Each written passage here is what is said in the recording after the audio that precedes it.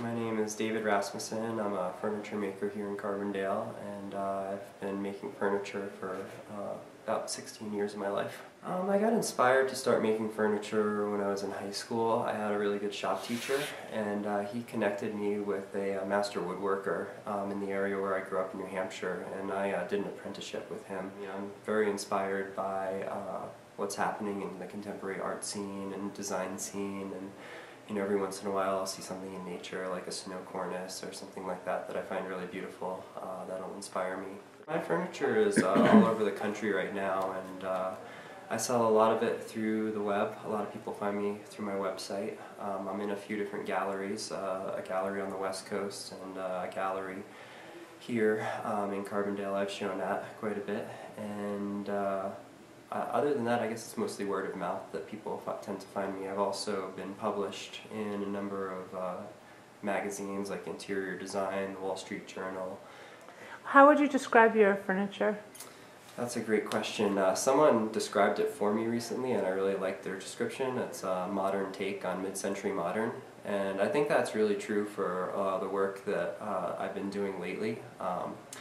I think that as I progress into doing some new work, I kind of have this idea that I'd like to pursue of taking some of the forms that you find in more traditional furniture, like say period furniture, Greek Revival furniture, and contemporizing those forms and integrating them through, like new materials like powder-coated steel or, different, cleaner lines, like, because I've always loved the juxtaposition of really modern furniture in old homes, or, very modern homes with old furniture. I think there's a really nice kind of feng shui to that, and so I think that's where I'm going to take some of my new work. So I had a pretty big tragedy recently. My shop burnt down the beginning of November, and when it happened, it was completely devastating.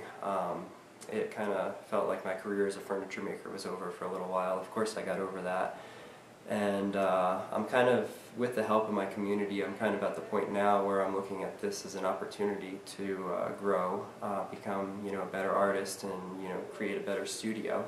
So right now I'm working up at Anderson Art Ranch. They've been gracious enough to let me use their studio until I can get set back up again, which is completely amazing. So this is my temporary studio here at Anderson Ranch, and it's actually a familiar studio to me because I did a residency here back in 2008, right after I moved to the Valley. So it's kind of like an old shop. Moving back into a community around here has just been incredibly supportive, and I really appreciate it, because I would not be able to continue with my livelihood in the way that I have without the community. And what I'm hoping to do is set up a co-op where me and a few other furniture makers kind of set up a wood shop and metal shop and upholstery shop and possibly a few other things, and basically allow other artisans to come in and share a communal space. So this Friday, Friday the 13th, at the Saw Gallery in Carbondale, there's going to be a auction to benefit me and help me set up a new furniture shop. And there's been a lot of huge turnout of artists in the Valley who are contributing. Some of the more notable artists are James Searles and Doug Casebeer. They're both going to contribute pieces. Jason Snyder from the ranch here is going to contribute a piece. Brad Reed Nelson, amongst others. There's I lost count of how many artists are going to be there, but it's a pretty good representation of the artists in the Valley, which is really just amazing that these people are, all stepping forward to help me out. It really makes me feel blessed. So there's going to be a silent auction component, which is going to be the majority of the work. From 6 o'clock till 8 o'clock, the silent auction will run, and then at 7:30, Brad Reed Nelson is going to run a live auction, and a few select pieces are going to be auctioned live.